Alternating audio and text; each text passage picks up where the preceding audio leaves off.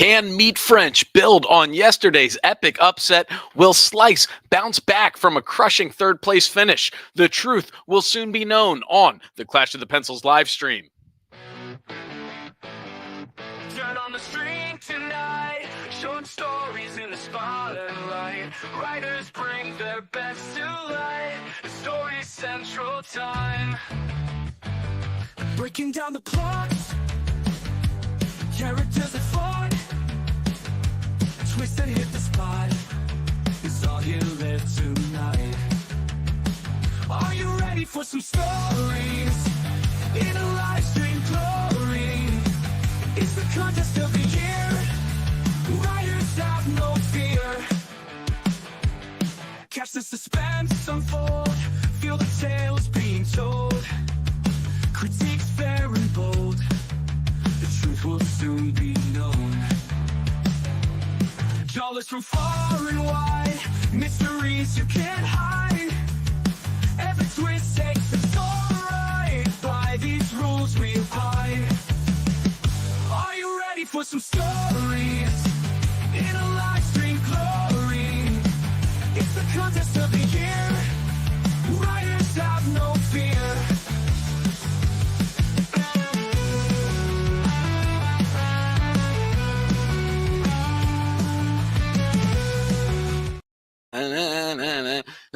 All right, welcome to Clash of the Pencils live stream.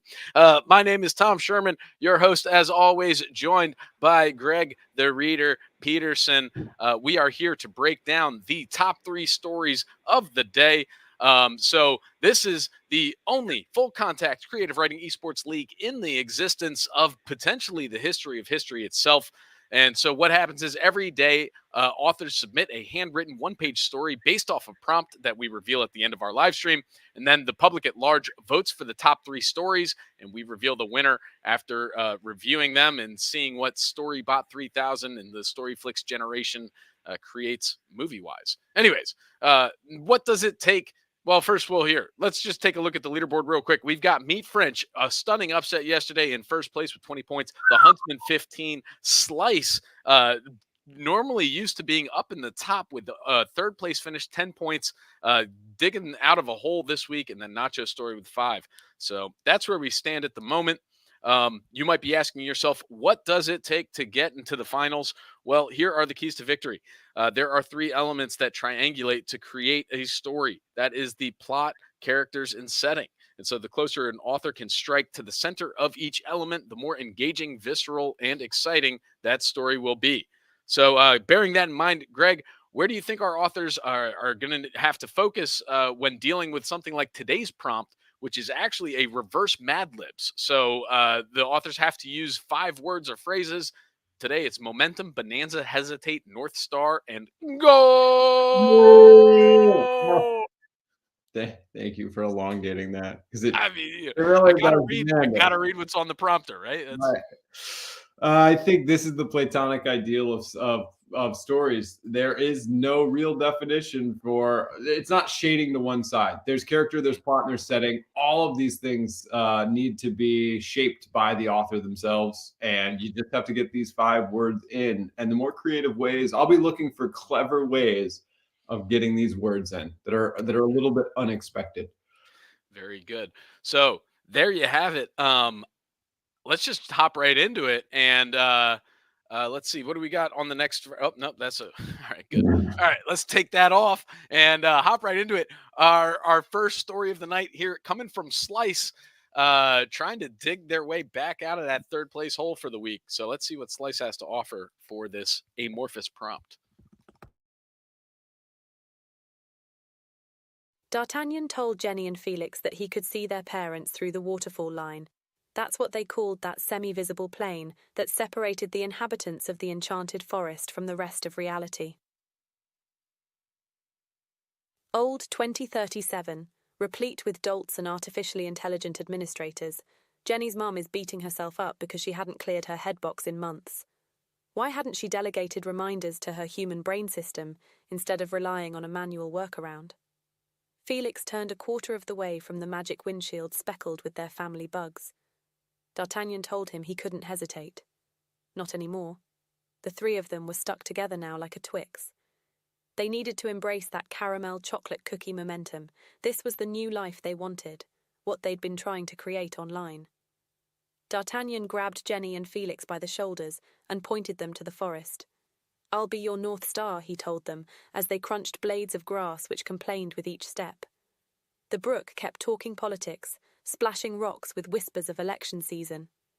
The tall birch trees formed a canopy under which a bunny bonanza slithered over itself, ever multiplying like a rat king. Tiny imps swung down from ivy to snatch up bunnies and throw them at pink kangaroo crickets, who weren't as impressive as you'd think. Felix turned white when he touched the moss forming on Jenny's cheekbones. D'Artagnan did a slow jump off a cliff.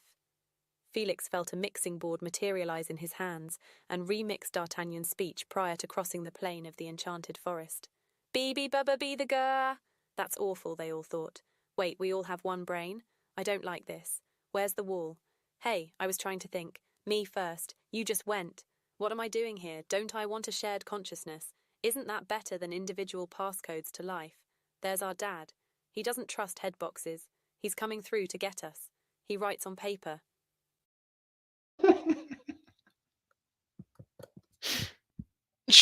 Here of Slice's story from yesterday, where three children, D'Artagnan, Jenny, and Felix, were lost in that enchanted forest playing capture the flag.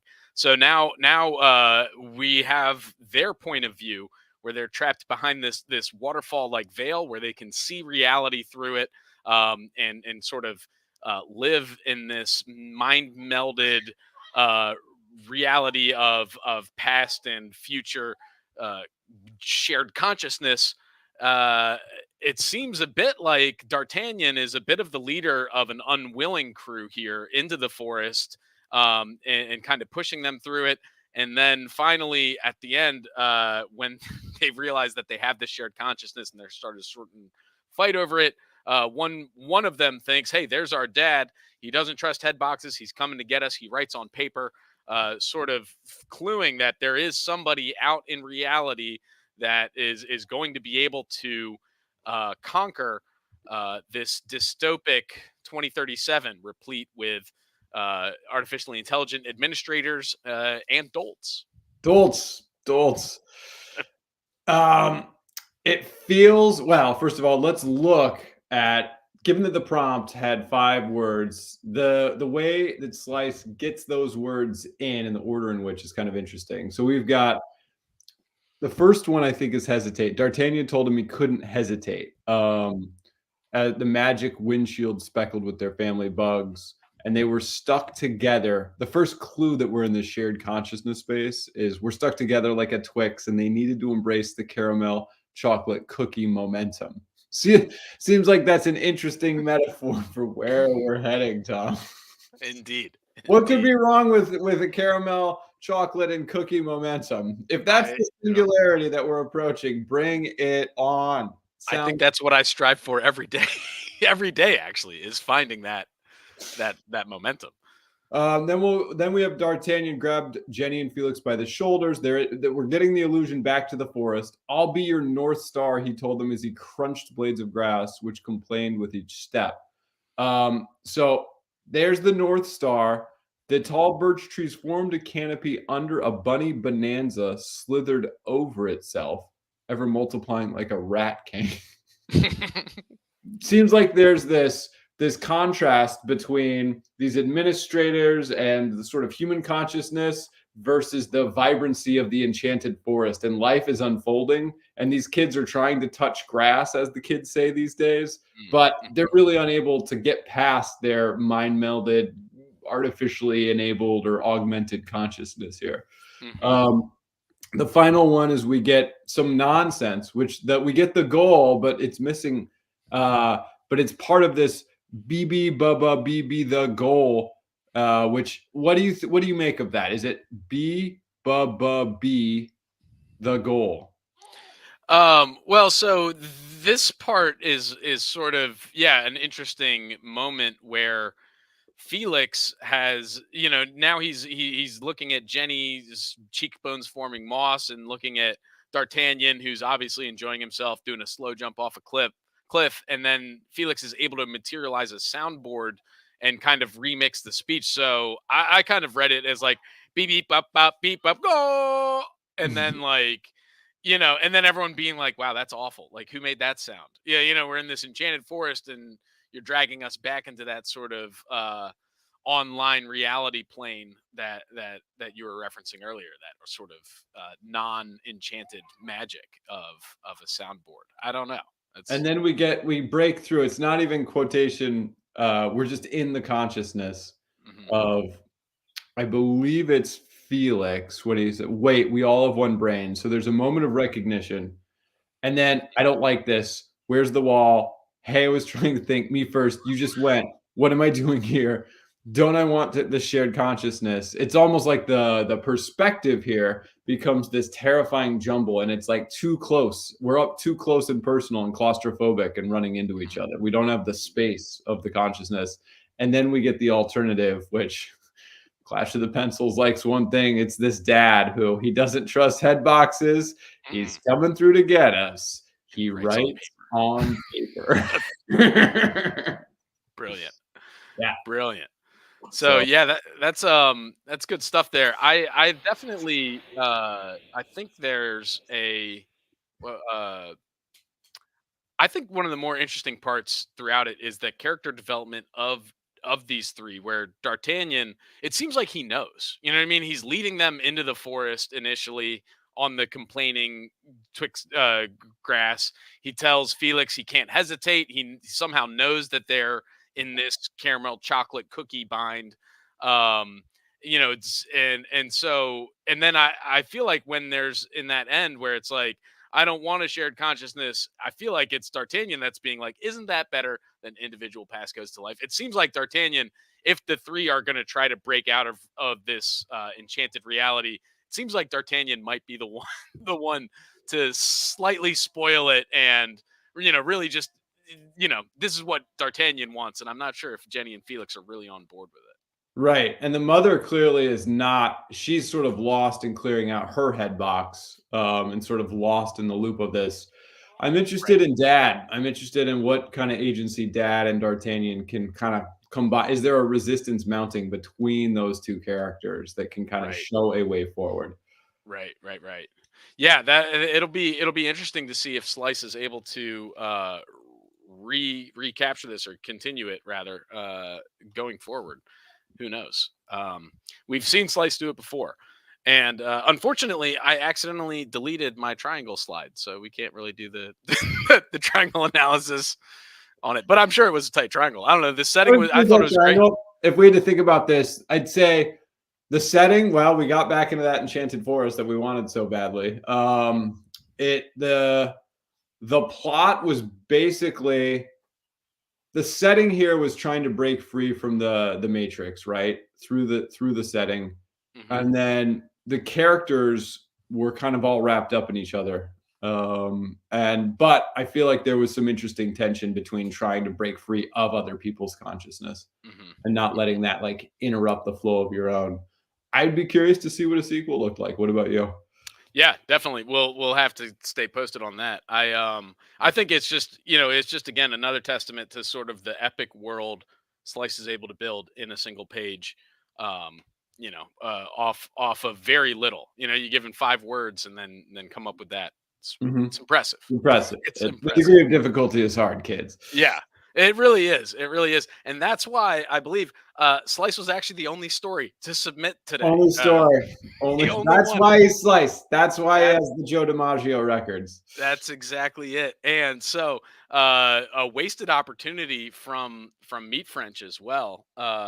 So look at that. Slice now hopping into first place, 30 points. Meat French stymied, resting on their laurels, and then it's like when football, when you get up by 14 and then you try to play that sort of safe. Yeah, you play that conservative game plan and go into the prevent defense. And then all of a sudden you're down by 5 and you're like, how did that happen? So Slice is coming. Slice is coming. Slice is now comfortably in command, it seems. Meat French has a hole to dig out of the Huntsman and Nacho story, a bit on the outside looking in, but 2 days left, a lot of room to work with. So we'll see what they can do with tomorrow's prompt. A school decides to celebrate Slime Day, where students compete to create the biggest, grossest slime. But when one student accidentally makes their slime come to life, what happens next? Well, Wow. there's a plot. There's a setting and a plot. We need some character development. Probably that slime coming to life. Right. Who knows how that slime will be personified? Probably, I don't know.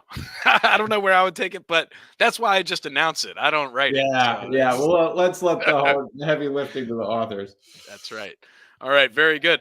All right. So now all we have to do is our top 5 sentences of the day. So let's take a look at this.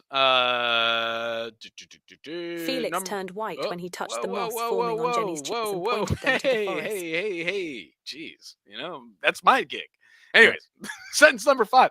Believe it or not, all of these sentences come from Slice today. All right. Number 5. Felix turned white when he touched the moss forming on Jenny's cheekbones. They needed to embrace that caramel chocolate cookie momentum. The brook kept talking politics, splashing rocks with whispers of election season.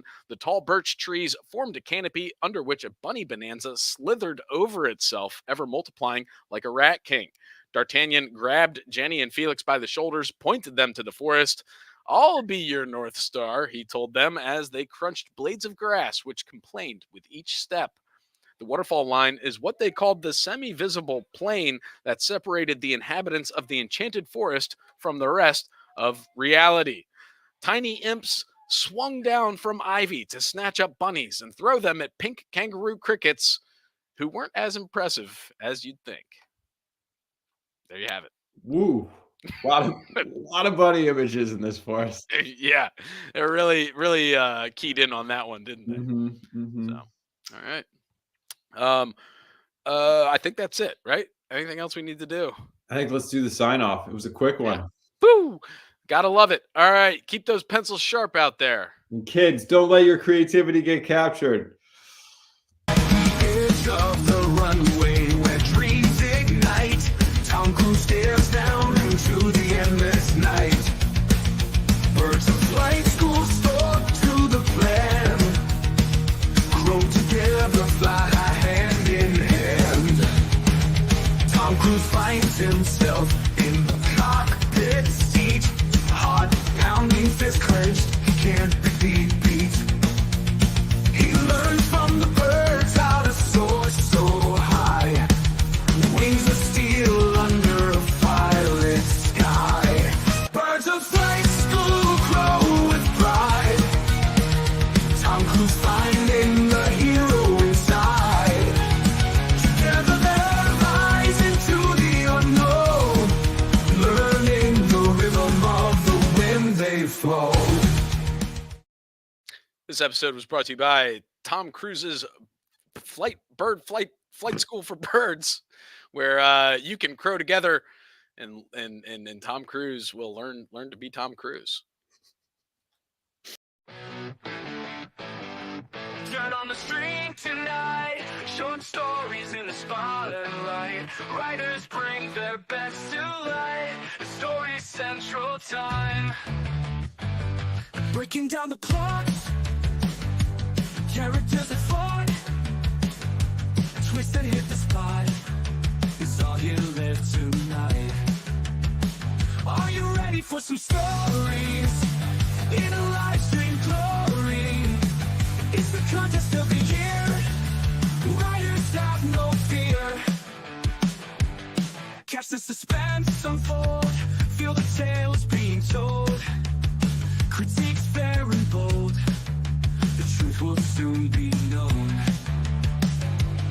Jawless from far and wide. Mysteries you can't hide. Every twist takes the story right. By these rules we abide.